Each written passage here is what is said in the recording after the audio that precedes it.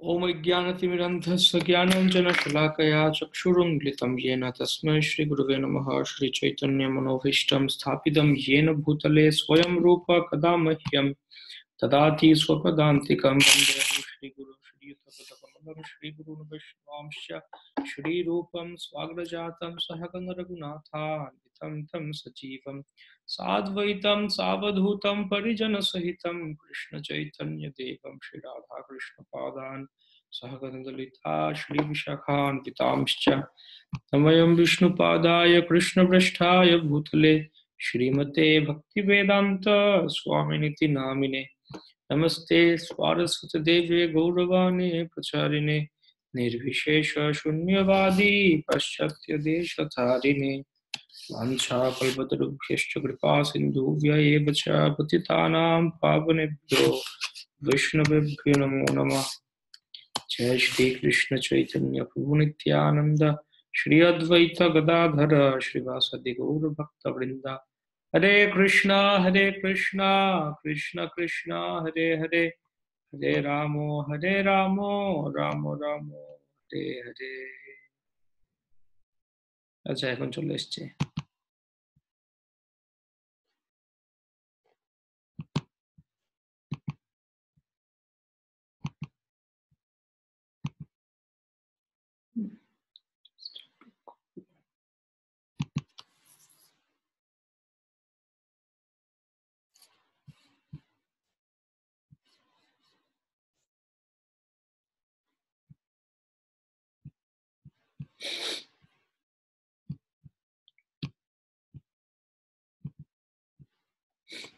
হরে কৃষ্ণ।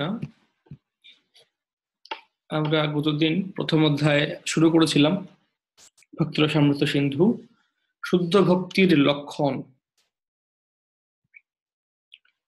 তো এর আগে আমরা দেখেছিলাম ভূমিকার প্রস্তাবনাতে, বিশেষত প্রস্তাবনাতে ছিল প্রভুপাদ শুদ্ধ ভক্তির যে সংজ্ঞা সেই শ্লোকটি কোট করেন, রূপ গোস্বামীর ব্যাখ্যা করেন। সেখানে তিনি অন্যাভিলাষিতা শূন্যম জ্ঞান কর্মাদ্যনাবৃতম আনুকূল্যেন কৃষ্ণানু শীলনম ভক্তিরুচ্চমা।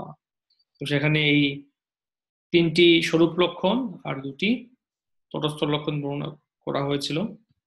তো সেটাকে ব্যাকআপ করার জন্য বা সাপোর্ট করার জন্য উপগোস্বামী বা তিনি আরো কটা শ্লোক উদ্ধৃতি করছেন বিভিন্ন জায়গা থেকে। তার মধ্যে ভাগবতমের শ্লোক দেখেছিলাম আমরা, যেখানে বর্ণনা করা হয়েছে কপিল দেবের শিক্ষায় যে যারা, অর্থাৎ শুদ্ধ ভক্তি বলতে কি, যেখানে অন্য কোনো বাসনা করেন না, এমনকি তারা আমার ধামে আমার সঙ্গে বাস করার সৌভাগ্য পর্যন্ত কামনা করেন না।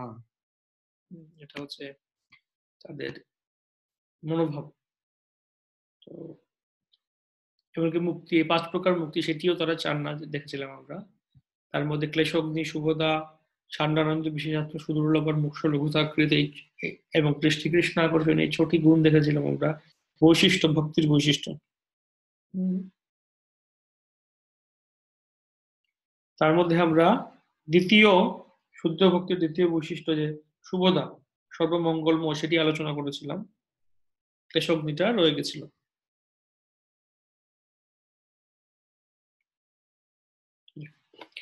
ক্লেশগ্নি,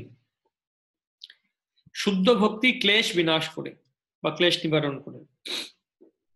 গীতায় ভগবান বলেছেন সমস্ত কার্যকলাপ পরিত্যাগ করে তার শরণাগত হওয়া উচিত। সেই সঙ্গে তিনি এই প্রতিজ্ঞাও করেছেন যে এই ধরনের সমর্পিত আত্মাদের তিনি সমস্ত পাপ থেকে মুক্ত করবেন। রূপ গোস্বামী বলেছেন এই জন্মের পাপ ও পূর্বকৃত পাপ এই দুই ক্লেশের কারণ। সাধারণত পাপ কর্ম অবিদ্যার ফলে সংঘটিত হয়ে থাকে, কিন্তু অবিদ্যার অজুহাত দেখিয়ে পাপের প্রতিক্রিয়া থেকে রেহাই পাওয়া যায় না। অবিদ্যার অজুহাত দিয়ে, এটা একটা ইম্পর্টেন্ট জিনিস, যে বিশেষ করে ওয়েস্টে বা মডার্ন এটা কনসেপ্ট, বিশেষ করে আমেরিকা থেকে আসছে। তারা বলে যে কেউ কেন অপরাধ করে, এই যে কেউ অপরাধ করছে, সন্ত্রাসী করেছে বা খুন করছে বা রেপ করেছে, তো তারা এরকম বলে যে কোনো ব্যক্তি আসলে খারাপ না, সবার মধ্যে পটেনশিয়ালি সবাই সবাই ভালো পটেনশিয়ালি, বা সবাই খারাপ, সবাই একই রকম। কিন্তু এটা তার পরিবেশের উপরে ডিপেন্ড করে, তার এক্সটার্নাল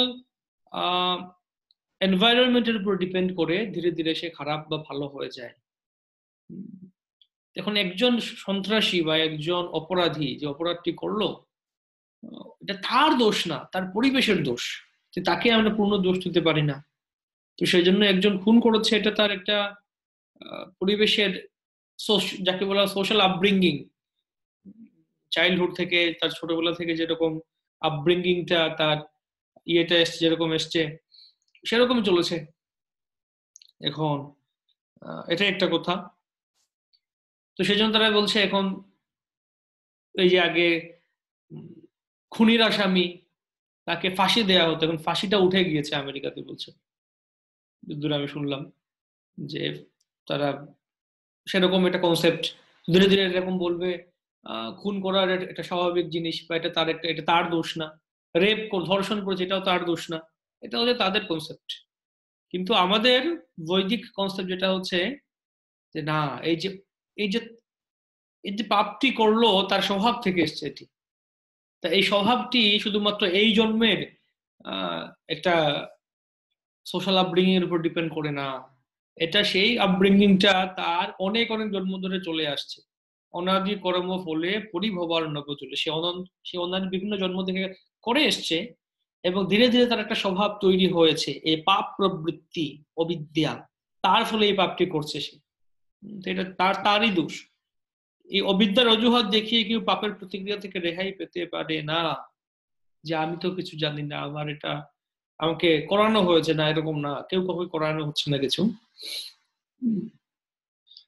তো সেই পাপের ফল দু রকমের, প্রারব্ধ আর অপ্রারব্ধ। প্রারব্ধ ফল, অপ্রারব্ধ ফল। প্রারব্ধ হচ্ছে যে পাপ কর্মের ফল আমরা বর্তমানে ভোগ করছি, তা হচ্ছে প্রারব্ধ। আর যা এখনো ভোগ হয়নি সেই সঞ্চিত পাপ কর্মকে অপ্রারব্ধ বলা হয়। যে পাপ কর্মের ফল আমরা ভোগ করছি এটা হচ্ছে প্রারব্ধ, আর যা ভোগ হয়নি তাকে বলা হচ্ছে অপ্রারব্ধ। প্রারব্ধ আর অপ্রারব্ধ। উদাহরণস্বরূপ বলা যায়, কোন দুর্বৃত্ত অনেক অপরাধ করা সত্ত্বেও এখনো ধরা পড়েনি, কিন্তু যখনই ধরা পড়বে তখনই তাকে কারাগারে দণ্ড দেওয়া হবে।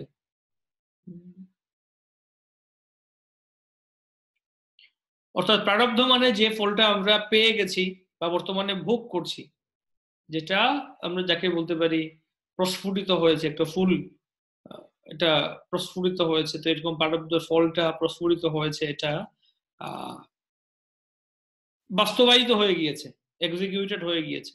আর অপ্রারব্ধ যা এখন এক্সিকিউটেড হয়নি, মনে করি কোনো পরিকল্পনা করেছি আমরা কিন্তু এখন বাস্তবায়ন করিনি সেটিকে, অপ্রারব্ধটা সেরকম যে সঞ্চিত এই পাপ কর্মের ফলটা সঞ্চিত আছে। উদাহরণস্বরূপ কোন চোর চুরি করলো, চুরি করে সে ধরা পড়েছে, তখন জেলখানায় গেল, এটি হচ্ছে প্রারব্ধ পাপ কর্ম। অর্থাৎ তার চুরির ফলটা পাচ্ছে জেলখানায় গিয়ে। আরেকটা হচ্ছে আরেকজন চোর চুরি করেছে কিন্তু ধরা পড়েনি এখনো, তাই সেই চুরির যে পাপটা এখনো তার খাতায় বাকি রয়ে গেছে, ভবিষ্যতে কখনো ধরা পড়বে, বা সে হয়তো ধরা যদি নাও পড়ে এই চুরির জন্য, পরবর্তী জন্মে তার ফলটা সে ভোগ করবে।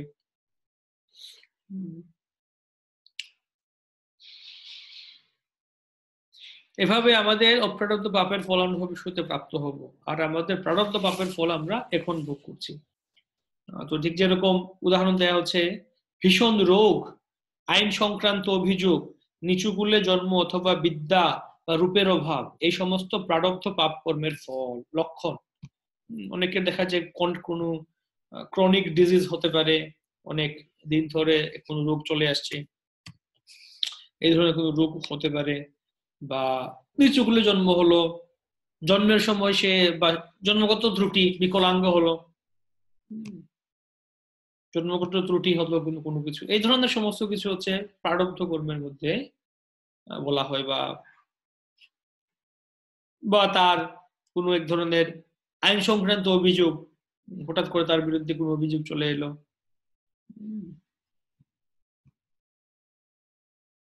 অর্থাৎ এই যে যাকে বলে জন্ম ঐশ্বর্য শ্রুত শ্রী, এই জিনিসগুলো কেউ কর্মফলের পায়, কর্ম উন্নত কর্মের ফলে পূর্ব জন্মের কর্মগুলো সেই রকম ফল লাভ করে।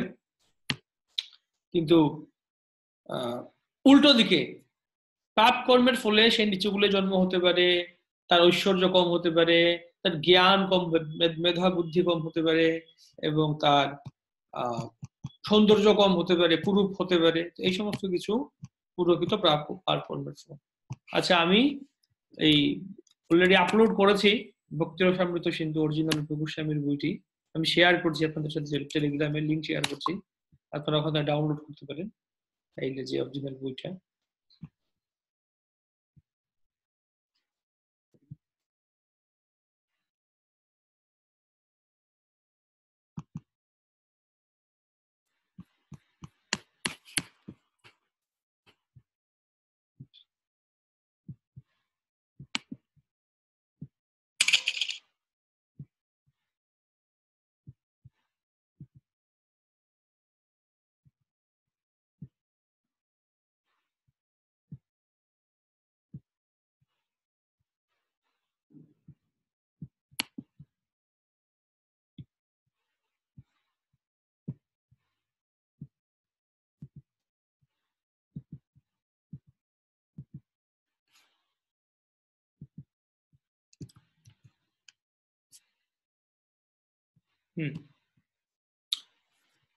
পূর্বকৃত পাপের অনেক ফল আমরা বর্তমানে ভোগ করছি, এবং বর্তমানে যে সমস্ত পাপ করছি তার ক্লেশ আমাদের ভবিষ্যতে ভোগ করতে হবে, তার ক্লেশ আমাদের ভবিষ্যতে ভোগ করতে হবে।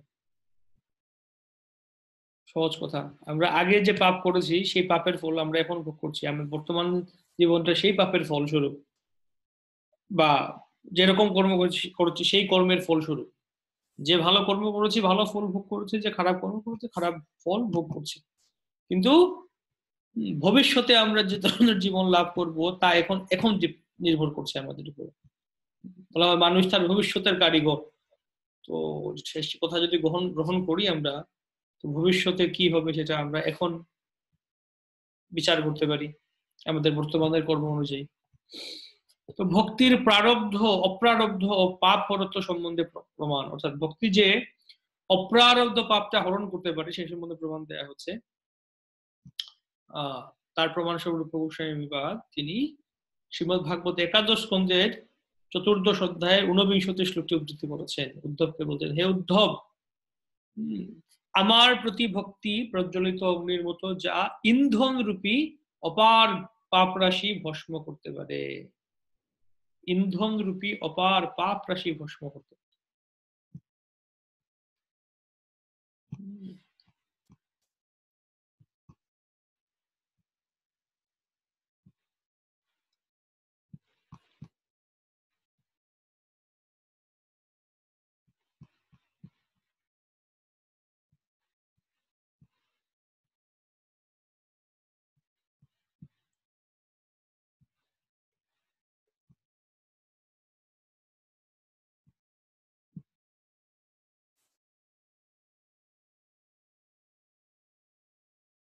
3 প্রকার ক্লেশ বলা হচ্ছে, যে দেখলাম যেটা আমরা, পাপ, পাপ বীজ আর অবিদ্যা।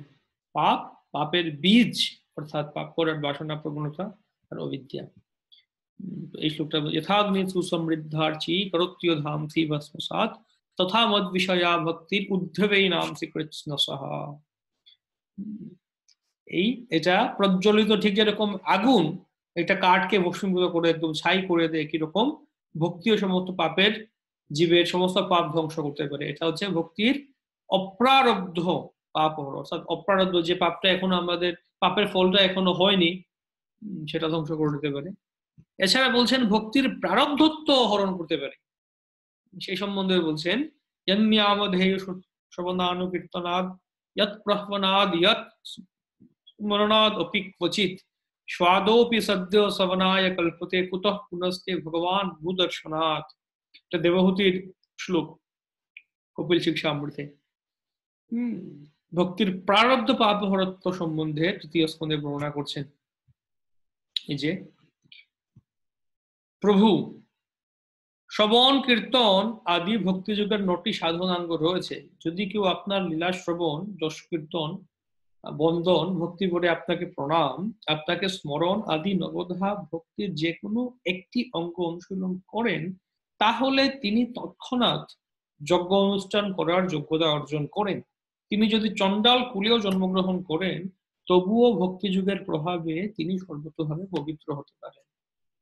এটি হচ্ছে ভক্তির প্রারব্ধ পাপ অর্থ। অর্থাৎ তিনি একজন ব্যক্তি তার পূর্বকৃত জন্মে, তার পূর্বজন্মের কোনো কৃতকর্ম পাপ কর্মের জন্য এখন চণ্ডাল কুলে জন্মগ্রহণ হয়েছে, নিচু কুলে জন্ম বংশ জন্ম নিয়েছে সে। তো এটা একটা দোষ। নিচু কুলে জন্মগ্রহণ করায় তাকে হয়তো বিভিন্ন বৈদিক ক্রিয়া কর্ম সেখানে যোগদান করতে পারবে না, কিন্তু ভগবত ভক্তির ফলে সে সেখান থেকে উঠে আসতে পারে। চণ্ডাল হওয়া সত্ত্বেও সে ভগবত ভক্তি প্রভাবে ব্রাহ্মণ হয়ে যেতে পারে।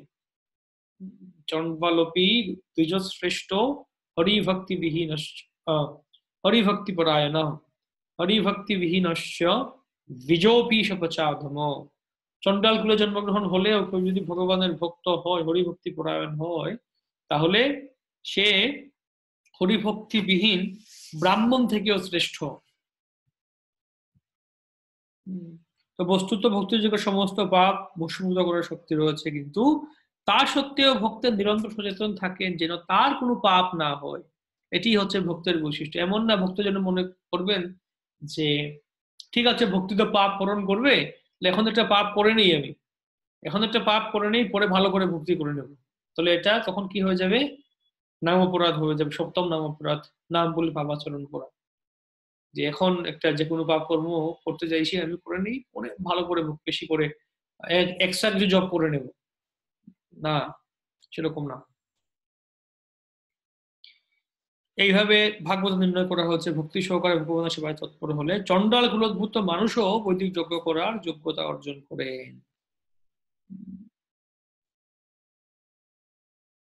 এটা প্রভুপাদ এখানে বর্ণনা করছেন। তারপরে তিনি পদ্মপুরাণের শ্লোক রূপ গোস্বামী বর্ণনা করছেন, চার পাপ কর্মের ফল চার রকমের হয়। প্রারব্ধ ফলম পাপম কূটম বীজম ফলোন্মুখম ক্রমেণৈব প্রলীয়তে বিষ্ণু ভক্তি রথাৎ।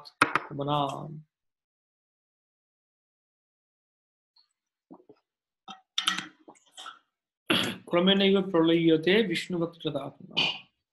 এই ধরনের বিষ্ণু ভক্তিতে একান্ত অনুরক্ত ব্যক্তিগণের অপ্রারব্ধ ফল, কূট, বীজ, ফলোন্মুখ এই চার প্রকার পাপ ক্রমে প্রকৃষ্ট রূপে লয় প্রাপ্ত অর্থাৎ বিনাশ প্রাপ্ত হয়ে থাকে। অপ্রারব্ধ ফল পাপ হচ্ছে যে পাপের কূটত্বাদি রূপ কার্যাবস্থা আরম্ভ হয়নি।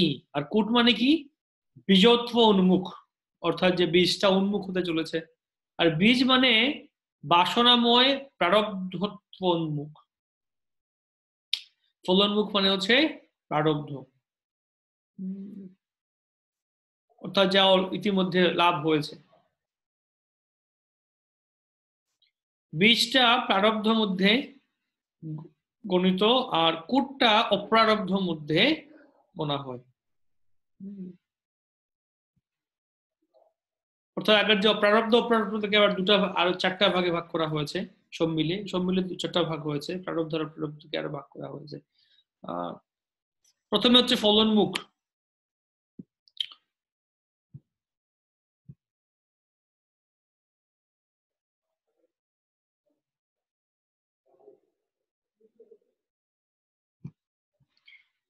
যা হচ্ছে প্রারব্ধ, অর্থাৎ পূর্বকৃত জন্মের কোনো পাপের ফল পেয়েছি আমরা, সেই পাপের ফল থেকে প্রারব্ধ থেকে বীজ তৈরি হয়, আবার পাপ বাসনা আসে, সেই বীজটা কূটে তৈরি হয়, কূটটা অপ্রারব্ধতে। এখানে বর্ণনা করছেন যে পাপের ফল ভোগ হতে চলেছে তাকে বলা হয় ফলোন্মুখ বা প্রায় প্রারব্ধ হতে চলেছে। আর হৃদয়ে বীজ রূপে যে পাপের ফল রয়েছে তাকে বলা হয় বীজ, এখনো বীজ রূপে রয়ে গেছে। আর বীজের উন্মুখতার কারণকে বলা হয় কূট, বা পাপ করার প্রবণতা তাকে বলা হয় কূট। আর যে পাপের ফল এখনো প্রকাশিত হলো তাকে বলা হয় অপ্রারব্ধ। পদ্ম পুরাণেও সেটা বর্ণনা করা হয়েছে। আহ আচ্ছা, যেমন একটা দেখুন, প্রথমত আমাদের মধ্যে অবিদ্যা রয়েছে, শরীর অবিদ্যা জাল জড়েন্দ্রিয় তাহে কাল, জীবে ফেলে বিষয় সাগরে। এই যে অবিদ্যা, আহ, অবিদ্যার জাল এই শরীরটা, এই দেহের মধ্যে আমাদের পাপ বাসনা রয়ে গিয়েছে, বিশেষ করে সূক্ষ্ম দেহে অনাদি কর্ম ফলে এই অবিদ্যাটা জমা রয়ে গিয়েছে।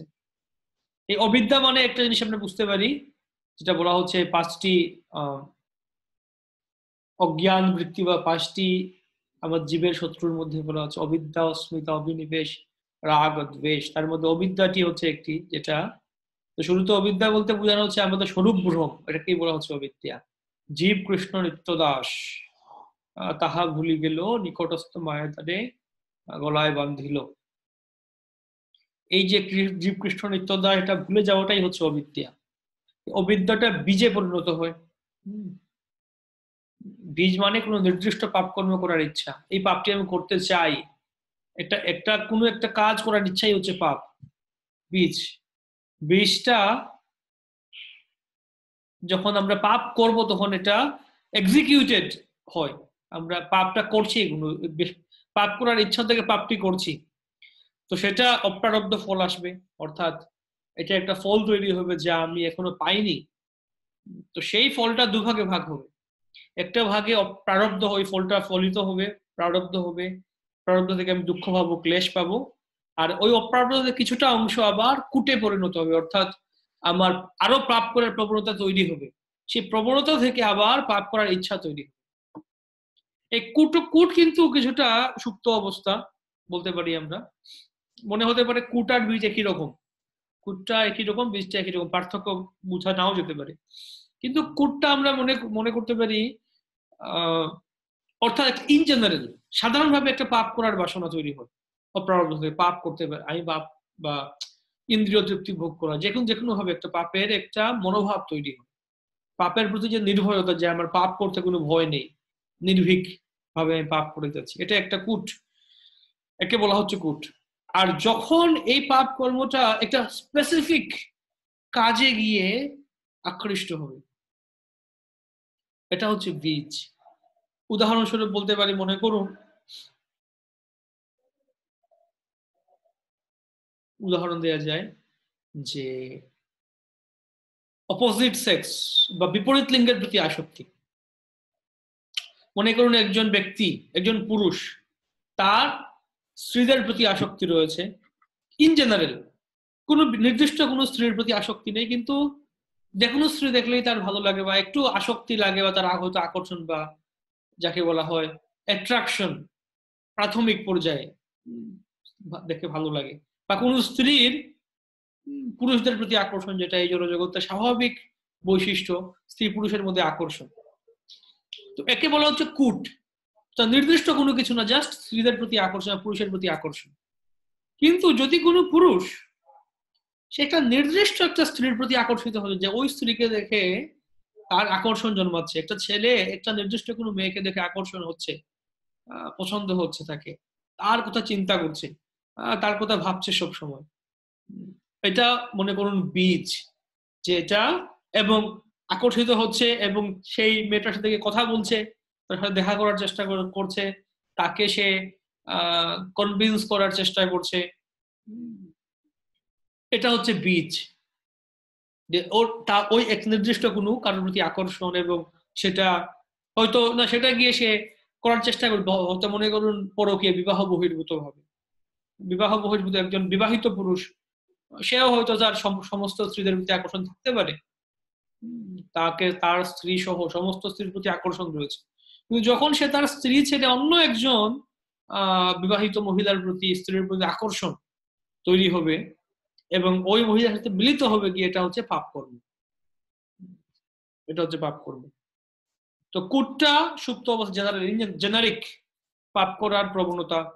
আর বীজটা কোন একটা নির্দিষ্ট পাপ কর্ম করার ইচ্ছা, যে এই পাপটি, এই কাজটি আমি করতে চাই। আর যখন কাজটি করবো তখন এটি হচ্ছে পাপ কর্ম। সেখান থেকে একটা ওই ফলটা তৈরি হয় অপ্রারব্ধ রূপে, অপ্রারব্ধ থেকে প্রারব্ধ, প্রারব্ধ থেকে ক্লেশ, আবার কুটে পরিণত, এই চক্রটা চলতে থাকে। এই যে অবিদ্যার চক্রটা শুরু হয়েছিল আমাদের কোনো এক সময়, কখন এটা শুরু হয়েছিল এর কিন্তু ঠিক নেই। অনাদি কর্ম ফলে পরিভবার নবজলে তরিবারে না দেখি উপায়। কখন শুরু হয়েছিল জানি না। চলছে চলছে চলছে এই চক্রটা চক্রটা চলছে। যার ফলে এখান থেকে এই চক্রটাও চলছে, এদিকে আমরা ক্লেশও পাচ্ছি, অপ্রারব্ধ থেকে ক্লেশ পাচ্ছি, দুঃখ পাচ্ছি। এই হচ্ছে আমাদের পাপ চক্র। চিকিৎসার ক্ষেত্রে চিকিৎসক যেমন সাবধানতা অবলম্বন করে রোগের প্রতিকারের জন্য টিকা দেন, তেমনি সব রকমের পাপ বীজকে অঙ্কুরিত হওয়া থেকে নিরোধ করার জন্য পূর্ণরূপে কৃষ্ণ ভাবনাময় কর্ম করা অত্যন্ত আবশ্যক।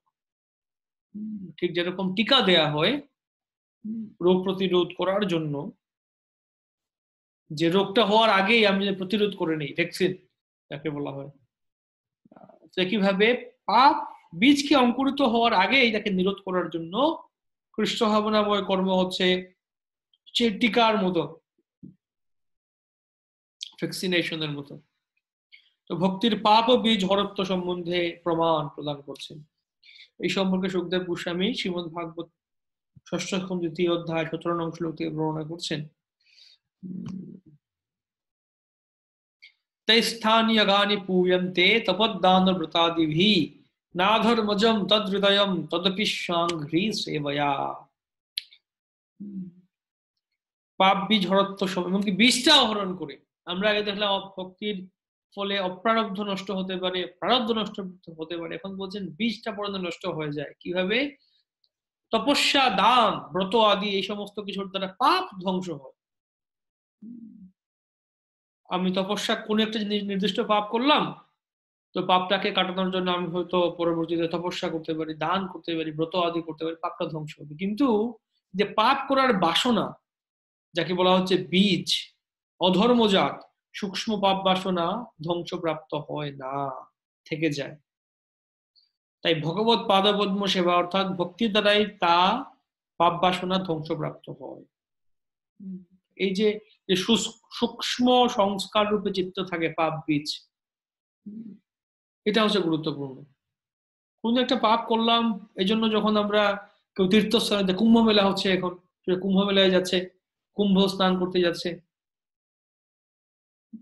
গেলাম, ডুব দিলাম, স্নান করলাম, হয়ে গেল, পাপ চলে গেল। হ্যাঁ, কুম্ভ স্নান করলে পাপ যাবে, কিন্তু বাড়িতে এসে আবার পাপ করছি, যাকে বলা হচ্ছে হস্তি স্নানের ন্যায়, মন নিয়ে কুঞ্জর শৌচবৎ। তাই যখন কেউ ভগবত ভক্তি করবে, তখন তার পাপ বাসনা পর্যন্ত, তার নতুন করে পাপ করতে চাইবে না সে। এর ফলে কর্মবাসনাও নাশ হতে পারে। এটা চতুষ্কুমারের দৃষ্টান্ত থেকে বর্ণনা করছেন। তো প্রভুপাদ একটি দৃষ্টান্ত দিচ্ছেন এখানে, যে মনে করুন অতিরিক্ত ভাবে অবৈধ স্ত্রীসঙ্গ করার ফলে যৌন রোগাক্রান্ত পুরুষ ভীষণ কষ্ট পায়। সে অতিরিক্ত অবৈধ স্ত্রীসঙ্গ করছে, যার ফলে যৌন রোগের দ্বারা আক্রান্ত হয়ে গেল, কষ্ট পাচ্ছে। তখন সে সাময়িকভাবে স্ত্রীসঙ্গ থেকে বিরত থাকে, কিন্তু যেহেতু তার হৃদয় থেকে স্ত্রীসঙ্গ করার বাসনা দূর হয়নি, তাই তার রোগ নিরাময়ের পরে সে আবার অবৈধ স্ত্রী সঙ্গে লিপ্ত হয় এবং তার ফলে আবার রোগাক্রান্ত হয়ে পড়ে। সুতরাং চিকিৎসার অভাবে সাময়িকভাবে এই যৌন ব্যাধির নিরাময় হতে পারে, যতক্ষণ পর্যন্ত না মানুষ বুঝতে পারছে যে যৌন জীবন অত্যন্ত জঘন্য, ততক্ষণ পর্যন্ত তার এই যন্ত্রণা থেকে মুক্তি লাভ অসম্ভব। এই উদাহরণের মাধ্যমে প্রভুপাদ বুঝাচ্ছেন যে যৌন অবৈধ যৌন সঙ্গ হচ্ছে একটা পাপ কর্ম, তার ফলে একটা অপ্রারব্ধ রূপে তার এই যে যেটা আমরা উদাহরণ দেখিয়েছিলাম, এটাই।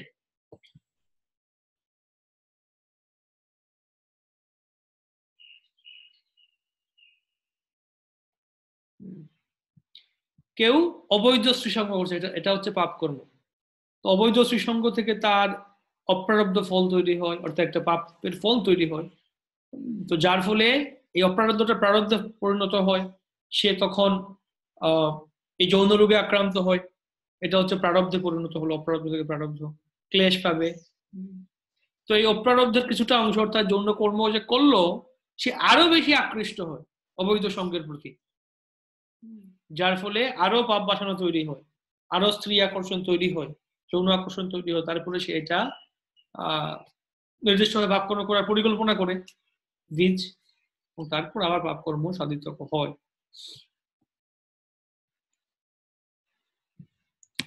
এই হচ্ছে কথা।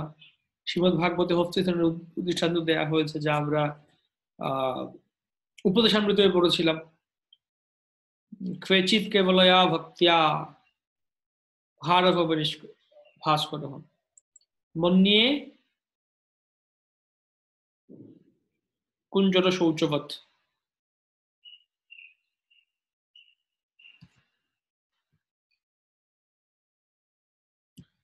তো ভক্তির অবিদ্যা হরত্ব, ভক্তি যে আমাদের অবিদ্যা পর্যন্ত হরণ করতে পারে, সেটি দৃষ্টান্ত দেওয়া হচ্ছে সনত কুমারের এই শ্লোক। এটা ভাগবত তোমার একটা বিখ্যাত শ্লোক।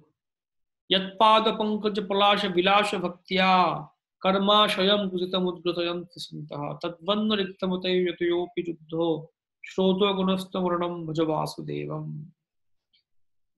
যে ভক্তির অবিদ্যা হরত্ব সম্বন্ধে বলা হচ্ছে, প্রথমত কর্মাশয় অহংকার রূপ হৃদয় গ্রন্থি, এটা পর্যন্ত হরণ করতে পারে। হে রাজন, মানুষের মিথ্যা অহংকার এতই প্রবল যে তা রজ্জুর মতো, রজ্জু মানে হচ্ছে দড়ি, দড়ির মতো মানুষকে ভববন্ধনে আবদ্ধ করে রাখে। ভক্তরাই কেবল ভক্তি সহকারে ভগবানের সেবায় যুক্ত হওয়ার ফলে এই বন্ধন থেকে অনায়াসে মুক্ত হতে পারেন। যেটা কৃষ্ণ ভাবনায় ভাবিত না হয়ে যোগী বা সকাম কর্মী হওয়ার চেষ্টা করেছেন, তারা কখনোই ভগবত ভক্তের মতো কোনো বন্ধন মোচন করতে পারেন না। তাই সকলেরই কর্তব্য হচ্ছে অহংকার ও প্রাকৃত কর্মের দৃঢ় বন্ধন থেকে মুক্ত হওয়ার জন্য কৃষ্ণ ভাবনায় ভাবিত হয়ে ভগবত সেবায় নিযুক্ত হওয়া।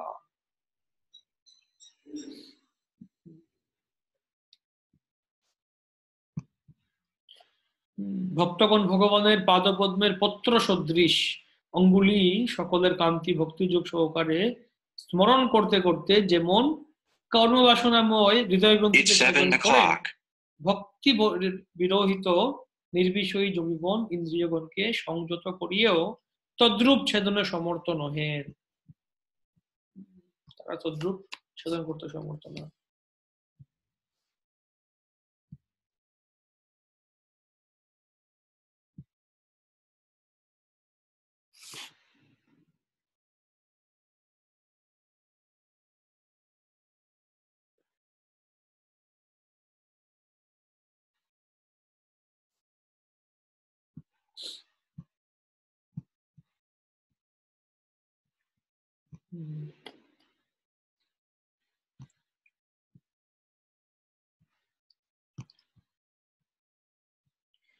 কৃষ্ণ ভাবনায় ভাবিত শুদ্ধ ভক্তি হচ্ছে পরম উজ্জ্বল জ্ঞানবর্তিকা, যা বাসনারূপ অমঙ্গলকারী সর্পদের জন্য দাবানল স্বরূপ।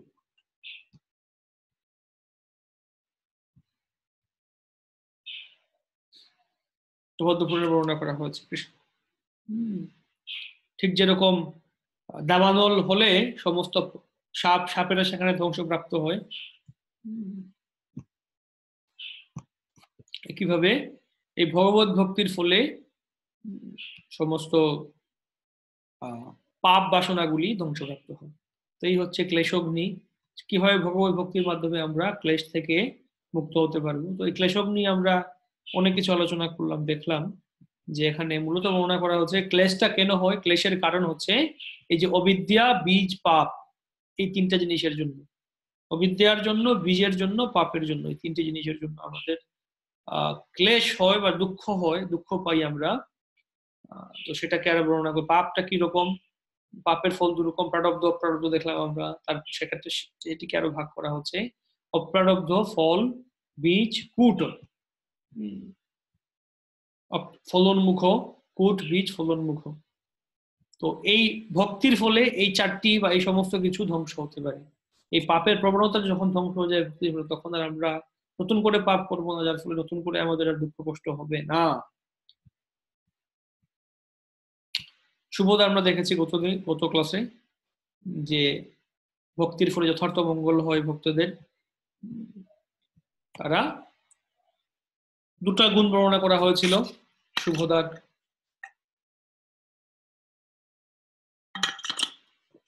জগৎ প্রিয়নাম আর জগৎ অনুরক্ততা, অর্থাৎ তিনি সমস্ত জগতের সবাইকে ভালোবাসেন আর সমস্ত জগতের সকলে তাকেও ভালোবাসেন, তার প্রতি অনুরক্ত থাকে। তারপরে হচ্ছে সান্দ্রানন্দ বিশেষ আত্মা, কৃষ্ণ ভাবনামৃতের আনন্দ, সান্দ্রানন্দ, এটা পরবর্তীতে বলছেন প্রভুপাদ আবার, বলছেন সান্দ্রানন্দ বিশেষ আত্মা, তো অর্থাৎ আনন্দ। তো এই যে সান্দ্রানন্দ বা সান্দ্র, যা কথাটির মানে হচ্ছে খুব ঘনীভূত, কন্ডেন্স যাকে বলা হয়, খুব তীব্র তীক্ষ্ণ, যাকে মনে করেন বলতে পারি বরফ, ঘনীভূত অবস্থা, শক্ত অবস্থা। এখন ঠিক যেরকম বরফ, জলের মধ্যে আপনি হাত ঢুকাতে পারবেন বা কোনো কিছু ঢুকাতে পারবেন, জলের মধ্যে প্রবেশ করাতে পারবেন, কিন্তু বরফের মধ্যে অন্য কোনো কিছু প্রবেশ করানো যায় না, এটা খুব ঘনীভূত, তীব্র, কঠিন পদার্থ, কঠিন অবস্থা। কিভাবে এই আনন্দটা খুব কঠিন, যে এখানে অন্য কোনো কিছু প্রবেশ করতে পারবে না, অন্য কোনো কিছু এই আনন্দের ছেদ করতে পারবে না, নিশ্ছিদ্র, সান্দ্রানন্দ বিশেষ আত্মা। রূপ গোস্বামী বর্ণনা করছেন আনন্দকে তিনটি ভাগে ভাগ করেছেন, তিনটি ভাগে ভাগ করেছেন, বৈষয়িক আনন্দ, ব্রাহ্ম আনন্দ বা ব্রহ্ম আনন্দ, এবং ঐশ্বরিক আনন্দ। ঐশ্বরিক আনন্দ,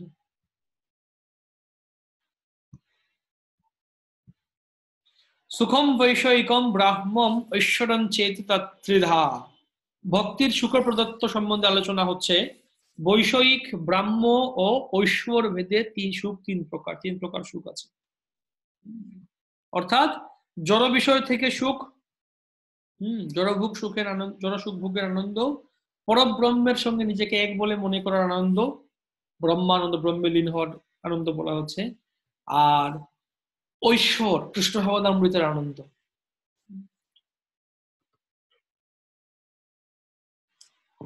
তন্ত্র শাস্ত্রে শিব তার স্ত্রী সতীকে বলেছেন, প্রিয়ে যিনি ভগবান গোবিন্দের শরণাগত হয়ে শুদ্ধ ভগবত ভক্তির বিকাশ করেছেন, তিনি নির্বিশেষবাদীদের অভিলষিত সমস্ত সিদ্ধি অনায়াসে প্রাপ্ত হতে পারেন, আর তারও ঊর্ধ্বে শুদ্ধ ভক্তির পরমানন্দ তিনি আস্বাদন করতে পারেন।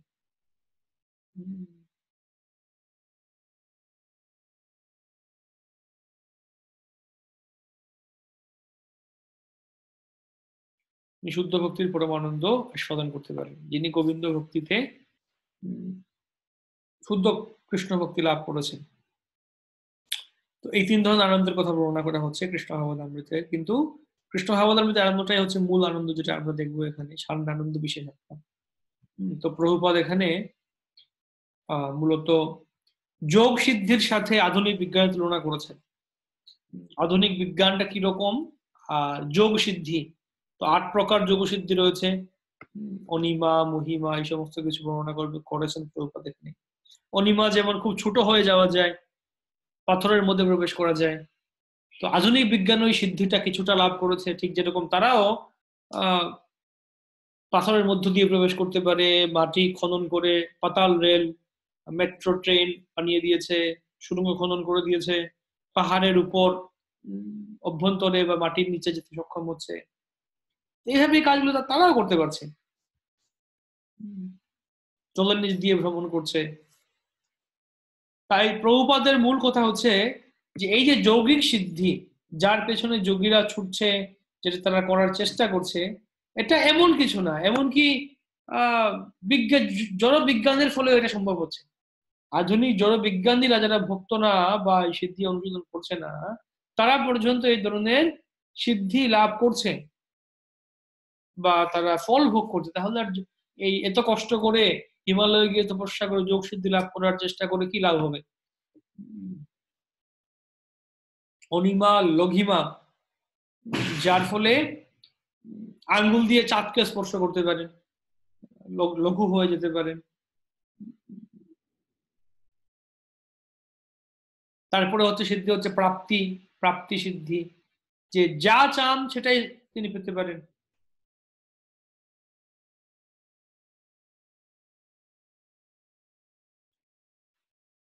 লঘিমা সিদ্ধি মানে হালকা হয়ে যাওয়া, আর প্রাপ্তি মানে যা ইচ্ছা তাই পেতে পারেন, তিনি আঙ্গুল দিয়ে চাঁদকে স্পর্শ করতে পারেন। তিনি ইচ্ছা করলে কোন স্থানে থেকে হাজার হাজার মাইল দূরে বসে সেখানকার কোনো বাগানের গাছ থেকে ফল পেরে নিতে পারেন। প্রভুপাদের ক্ষেত্রে প্রভুপাদ বলেছিলেন সেরকম, যে লীলামৃতে আছে সেটি। তো প্রভুপাদের বাড়িতে তার বাবা অনেক সাধুদেরকে ধরে আনতেন বৈষ্ণব সেবা দেওয়ার জন্য, বৈষ্ণব সেবা দিতেন, প্রদান করতেন, সাধুদের নিমন্ত্রণ করতেন। তো অনেক সাধু বলতে বিভিন্ন ধরনের যোগী, ভক্ত, কর্মী, জ্ঞানী অনেকে আসতো সেখানে, যাকেই পেতেন তাকেই ধরে নিয়ে আসতেন। হম। তো অনেক যোগীরাও আসতেন। প্রভুপাদ দেখেছেন, বলতে প্রভুপাদ বলছে একবার একজন যোগী এসছেন যিনি যোগ সিদ্ধি ছিল তার। তখন প্রভুপাদকে বলেছেন তোমার কি চাই। তো প্রভুপাদ তখন শুনেছিলেন যে আফগানিস্তানের আনার বা পমোগ্রেনেট, ডালিম, এটা খুব বিখ্যাত এবং খুব সুস্বাদু, আফগানিস্তানি পমোগ্রেনেট। তো প্রভু বলছে আমাকে আফগানিস্তানের পমোগ্রেনেট এনে দিন, আনার এনে দিন। তো সেই যোগী বললেন ঠিক আছে তুমি ওই ওই ঘরে যাও, পাশের ঘরে যাও।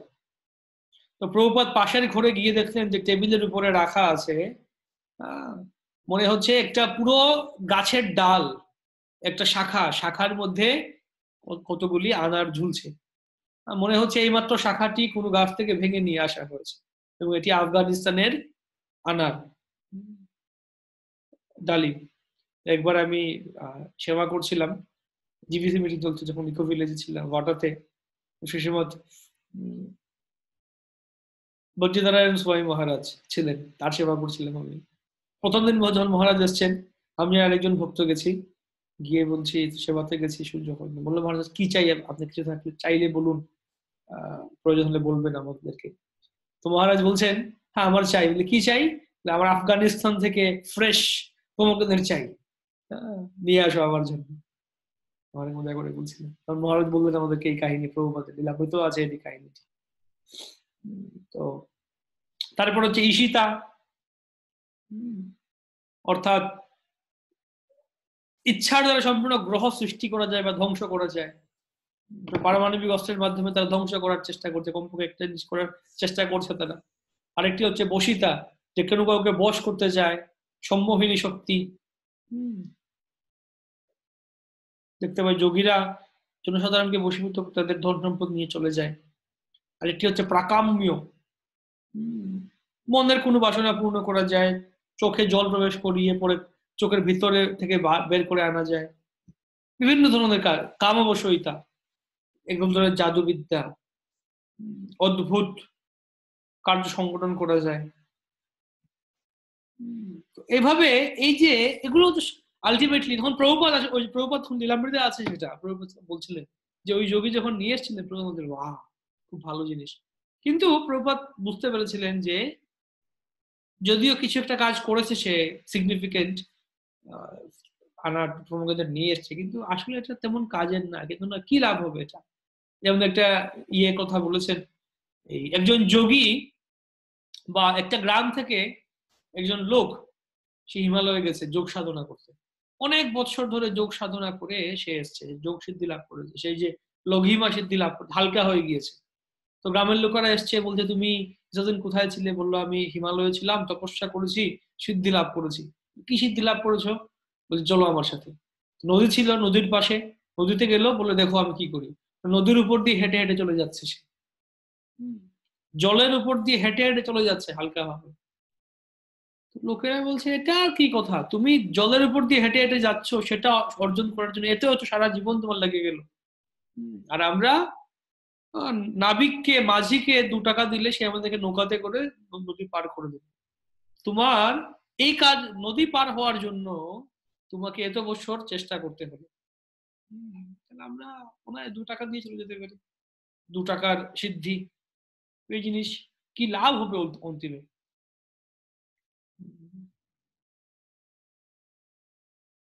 অনেক সময় যেটা যাকে বলা হয় যে ইনফ্যাচুয়েশন, একটা wow, একটা কিছু করছে তারা। ঠিক যেমন রিসেন্টলি একজন ভক্ত বলছিল সে মোবাইলে একটা অ্যাপ বের করেছে, দেখাচ্ছে আমাকে, দেখো এই যে একটা অ্যাপ্লিকেশন ডাউনলোড করেছি অ্যান্ড্রয়েড মার্কেট থেকে। বলি কি অ্যাপ্লিকেশন? না এই যে উপরে যে লেখা থাকে, টাইম থাকে, ক্লক, এখন এত সময় হলো, ওই অ্যাপ্লিকেশনের মধ্যে সময়টা দেখাবে, অ্যাপ্লিকেশন আইকনের মধ্যে সময়টা দেখাবে, বলে খুব ভালো জিনিস না? তো কি লাভ হলো এখানে, সময় তো উপরে দেখাই যাচ্ছে। বললো না, খুব হেভি জিনিস, জিনিসটা খুব ভালো, খুব হেভি, খুব এরকম পাওয়া যায় না, খুব সুন্দর জিনিস সাধারণত এরকম পাওয়া যায়। বলে হ্যাঁ, তো কি লাভ হলো তোমার আলটিমেটলি? একই তো জিনিস, একই তো কথা। হুম, সময় তো উপরেই দেখা যাচ্ছে, ওই সময় দেখার জন্য এখানে আবার কি আমি ভিতরে ঢুকে অ্যাপ্লিকেশনে কি দেখবো? কিন্তু মনে হয় না হেভি জিনিস মানে একটা কথা হচ্ছে, হেভি মানে কি নতুন একটা কিছু, নতুন একটা কিছু হলেই মনে হয় খুব হেভি জিনিস, খুব ভালো জিনিস। হুম, আমি ওই দিন পড়ছিলাম প্রভুপাদের একটা কনভারসেশন, প্রভুপাদ এবং ভক্তদের সাথে কথা বলছেন, তারা পার্কে হাঁটছেন মর্নিং ওয়াকে। তো প্রতিদিন মহারাজা বলছিলেন ওই ওই কি কথা, তারা ওই পার্কে ঘড়ির কাঁটার দিকে ঘুরে আসতেন। হুম, ঘড়ির কাঁটার দিকে ঘুরে আসতেন, একদিক দিয়ে শুরু করতে আর একদিকে ঘুরে আসতেন, পুরো পার্ক ধরে হাঁটতেন সকালে। তো একদিন করেছেন কি, তারা ওই পার্কে গিয়ে উল্টো দিকে যাওয়া শুরু, ঘড়ির কাঁটার উল্টো দিকে যাচ্ছেন, তারা ঘুরছেন। তখন কথা বলতে বলতে একজন ভক্ত বলছেন যে প্রভুপাদ, আজকে এই পার্ক নতুন নতুন নতুন মনে হচ্ছে না? আমরা প্রতিদিন তো একই জায়গায় আসি, কিন্তু আজকে উল্টো দিকে আসছি, নতুন মনে মনে হচ্ছে নতুন জায়গায় চলে এসেছি। প্রভুপাদ বলছে এটি হচ্ছে জড়জগৎ। হুম, একই জিনিসকে নতুন বলে মনে হয়, এই জিনিসটা একই, পুনঃ পুনঃ চর্বিত চর্ব না না। হুম, বারবার একই জিনিসকে চর্বিত চর্বণ করা হচ্ছে। হুম, কিন্তু কাজটা একই। এইভাবে আমরা দেখতে পাই যে জড়বিদ্যা যত মায়ার বৈভব, তোমার ভজনে বাধা, মুখ জনমিয়া অনিত্য সংসারে জীবকে করো এ গাধা। গাধা করে দিচ্ছে আমাদেরকে। তো এই এটা সম্বন্ধে পরবর্তীতে আবার বর্ণনা করবেন প্রভুপাদ, সান্দ্র আনন্দ বিশেষ আত্মা। পরবর্তীতে আবার বর্ণনা করছেন যে রূপ গোস্বামী বর্ণনা করেছেন যে ব্রহ্মে লীন হয়ে যাওয়ার আনন্দকে যদি কোটি কোটি গুণ বর্ধিত করা যায়, তাহলে ভগবত ভক্তির আনন্দের সমুদ্রের এক বিন্দুর সঙ্গে তার তুলনা করা হয় না, যায় না। ব্রহ্মানন্দ ভবেত এষ চেত পরার্ধ গুণীকৃত।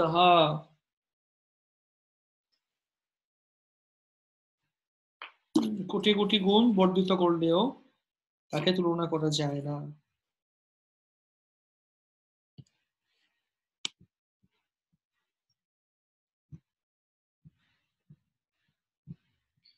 ব্রহ্মানন্দ ভবে দেশ চেত পরার্ধ গুণীকৃত নৈতি ভক্তি সুখাম ভোদে পরমাণু তুলামপি। যে পরার্ধ কাল সমাধির দ্বারা, পরার্ধ মানে হচ্ছে যেমন ব্রহ্মার 50 বছরকে বলা হয় এক পরার্ধ, ব্রহ্মার 50 বছর মানে এক পরার্ধ।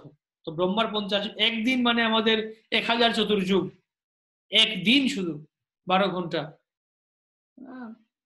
আর ব্রহ্মার তাহলে এরকম 50 বৎসর, যেটা হচ্ছে এক পরার্থ। এই পরার্ধ কাল সমাধির দ্বারা যদি কেউ ব্রহ্ম সুখ লাভ করতে পারে, ভক্তি সুখ বা লাভ করে, কিন্তু এটি ভক্তি সুখ সমুদ্রের পরমাণুর সঙ্গে তুলনীয় নহে।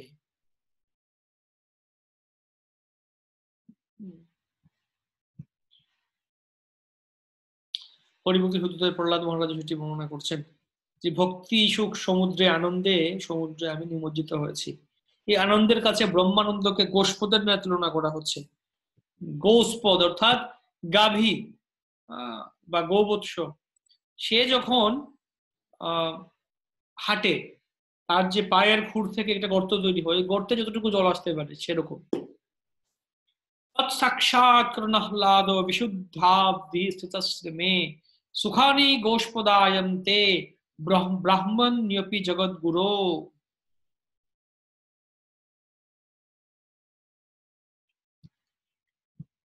তো তারপর মোক্ষ লঘুতাকৃত, শুদ্ধ ভক্তি মোক্ষকে তুচ্ছ করে দেয়। এটা আমরা আগে আলোচনা করেছি গীতাতে বা বিভিন্ন জায়গাতে, যে ভক্তরা বা গৌড়ীয় বৈষ্ণব হিসেবে আমরা মোক্ষকে, বৈষ্ণব হিসেবে মোক্ষকে আমরা কিভাবে মনে করি? মোক্ষ হচ্ছে ভক্তের কাছে, বৈষ্ণবের কাছে এটা নরকের ন্যায়। কৈবল্যম নরকায়তে ত্রিদশ পুরো আকাশ পুষ্পায়তে।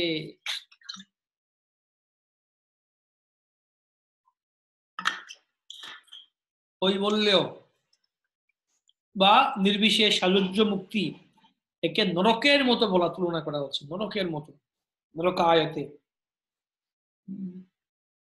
কৃষ্ণ ভাবনার মধ্যে যে আনন্দ, তার এক বিন্দুর সঙ্গে অন্য সমস্ত আনন্দের সিন্ধুর তুলনা হয় না। তাই যদি কোনো মানুষের হৃদয়ে অল্প একটু শুদ্ধ ভক্তির বিকাশ হয়ে থাকে, তিনি তখন অনায়াসে ধর্ম অর্থ কাম ও মোক্ষ থেকে লব্ধ সমস্ত তথাকথিত আনন্দকে পদাঘাত পূর্বক পরিত্যাগ করতে পারেন।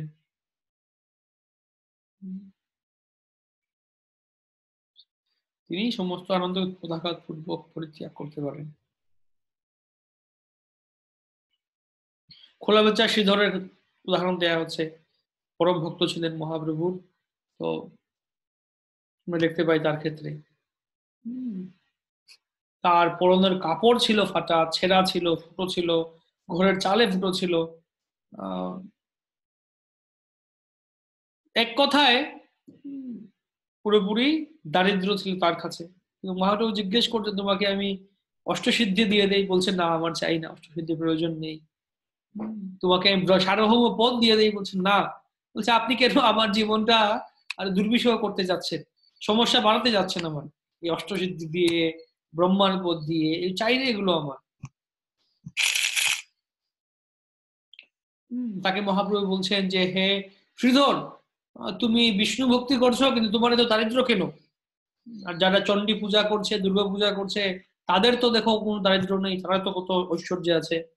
শ্রীধর বলছেন, দারিদ্র কোথায় আমার? কমপক্ষে আমি খাচ্ছি তো, কমপক্ষে আমি তো না খেয়ে থাকছি না, কমপক্ষে থাকার একটা জায়গা আছে আমার, কমপক্ষে পরার একটা কাপড় আছে, যদিও একটু ছেঁড়া। এই হচ্ছে শ্রীধরের তার ভক্তি, তার বৈরাগ্য। সুদুর্লভা, শুদ্ধ ভক্তি সুদুর্লভ। শ্রীকৃষ্ণ সহজেই ভক্তি এমনকি মুক্তিও দান করতে, আচ্ছা সুদুর্লভ মানে খুব দুর্লভ। ভগবান সহজে ভক্তি এমনকি মুক্তিও দান করতে পারেন, কিন্তু তিনি ভক্তি যাকে তাকে দান করতে চান না। কৃষ্ণ যদি ছুটে ভক্তে ভক্তি মুক্তি দিয়া, কভু প্রেম না দেন রাখেন লুকাইয়া।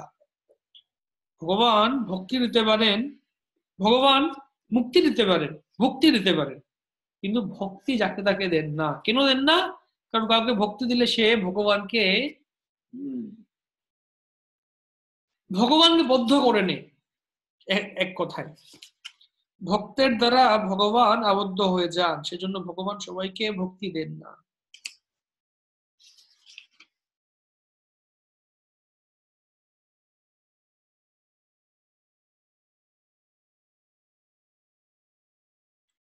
আচ্ছা, মুক্ষলঘুতাকৃত সম্বন্ধে সুন্দর শ্লোক বলেছিলেন আগে। উম এই যে 34 নম্বরে, হরি ভক্তি মহাদেব্যা,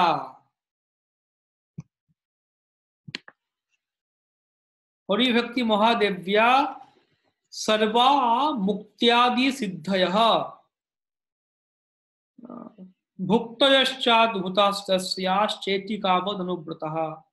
সর্বপ্রকার মুক্তি আদি সিদ্ধিসমূহ ও অদ্ভুত ভক্তিসমূহ হরিভক্তি রূপা মহাদেবীর পশ্চাতে দাসীর ন্যায় ভীতচিত্তে গমন করে।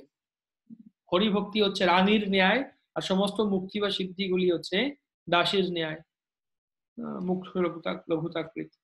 সুদুর্লভা সম্বন্ধে বলছেন, ভক্তি সুদুর্লভা দু প্রকারে। কি দু প্রকারে? সু অর্থাৎ চিরকাল, সুচিরকাল অনাসঙ্গ সাধন সমূহেও লভ্য, অর্থাৎ দীর্ঘদিন সাধন সমূহের দ্বারাও ভক্তি লাভ করা যায় না। আর শ্রীহরি শীঘ্র সাধককে ভক্তি দেন না। অনাসঙ্গ মানে কি? সাধনে আসক্তি বা আগ্রহ শূন্যতা, অসাধারণ নৈপুণ্য রহিত, সাধারণ নৈপুণ্য রহিত, অনাসঙ্গ, অনাসক্ত, সাধন সমূহের অলভ্য। জ্ঞানতা সুলভা মুক্তি ভুক্তি মুক্তির ভুক্তির যজ্ঞাদি পুণ্যতঃ সেয়ম সাধন সাহস্রৈর হরি ভক্তি সুদুর্লভঃ। জ্ঞানের দ্বারা মুক্তি সুলভ, যজ্ঞাদি পুণ্যের দ্বারা ঐহিক ও পারত্রিক ভোগ সুলভ, কিন্তু সহস্র সহস্র সাধনেও হরি ভক্তি সুদুর্লভা। হরিভক্তি সুদুর্লভ।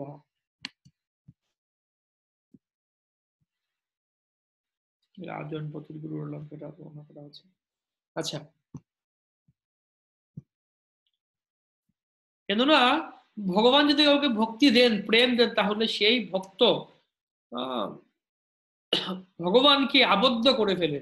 যদি ভক্ত আমার বান্ধি আছে হৃদয়ের ভিতরে,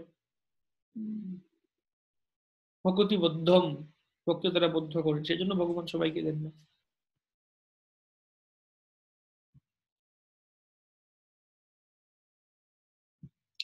সাধারণত বিষয় তো দেখেছি আমরা।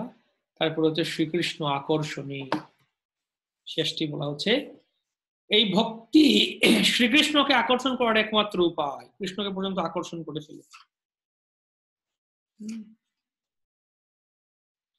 ভগবান আকর্ষিত হন তার ভক্তির প্রতি। শ্রীকৃষ্ণ সকলকে আকর্ষণ করেন, কিন্তু ভক্তির শ্রীকৃষ্ণকে আকর্ষণ করে। ভক্তির চরম প্রতীক হচ্ছে শ্রীমতী রাধা রানী। শ্রীকৃষ্ণকে বলা হয় মদন মোহন, অর্থাৎ তার রূপ এতই মনোহর যে তা কোটি কোটি কন্দর্পকেও মোহিত করে। কিন্তু শ্রীমতী রাধা রানীর রূপ এতই চিত্তাকর্ষক যে তিনি শ্রীকৃষ্ণকে পর্যন্ত আকর্ষণ করেন, তাই ভক্তরা তাকে মদন মোহন মোহিনী বলে সম্বোধন করেন। ভগবত ভক্তি আচরণ করার অর্থ হচ্ছে শ্রীমতী রাধারানীর পদাঙ্ক অনুসরণ করা। এটা হচ্ছে ভক্তির অর্থ। রাধারানীর পদাঙ্ক অনুসরণ করছি আমরা।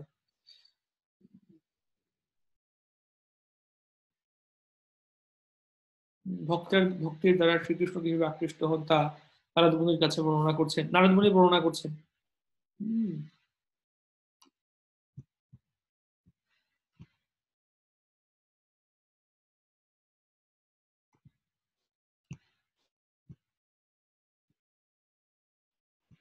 ন সাধয়তি মাম যোগো ন সাংখ্যম ধর্ম উদ্ধব ন সাধ্যায়স্তপস্ত্যাগো যথা ভক্তির মমোর্জিতা।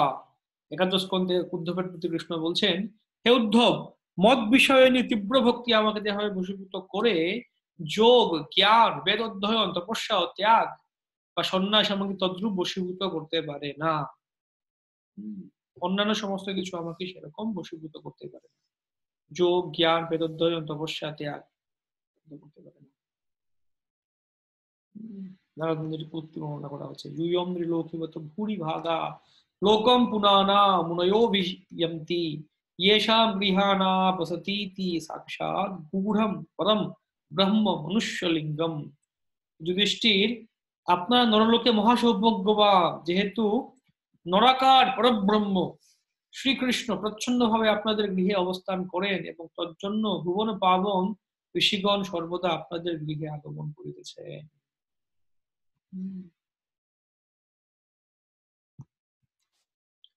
পর্যন্ত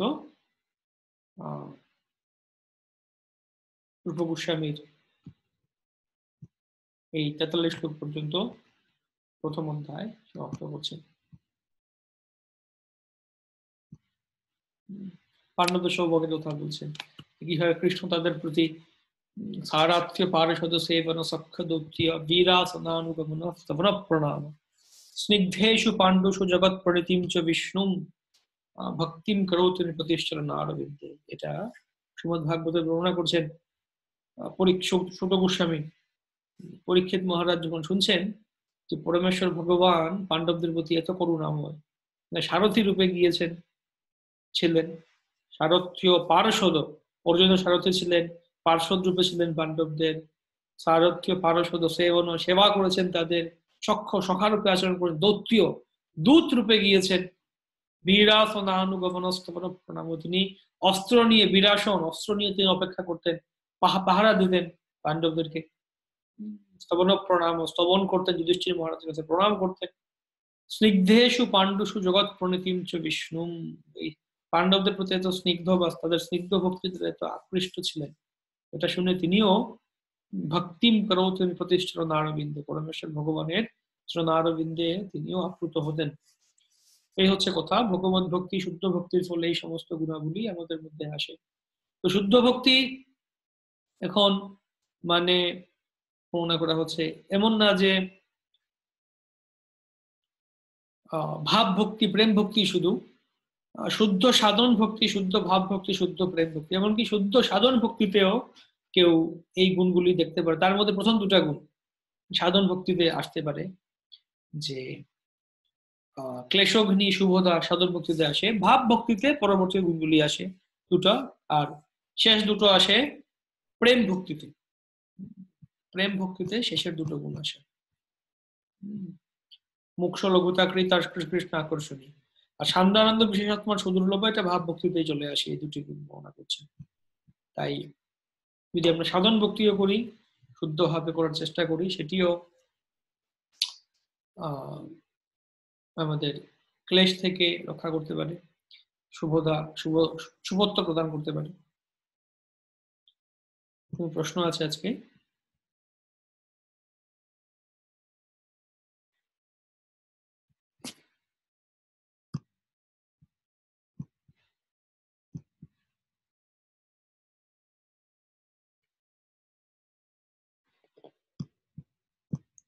আগামীকালকে আমরা দ্বিতীয় অধ্যায় আলোচনা করব, দ্বিতীয় অধ্যায় পড়ে রাখবেন।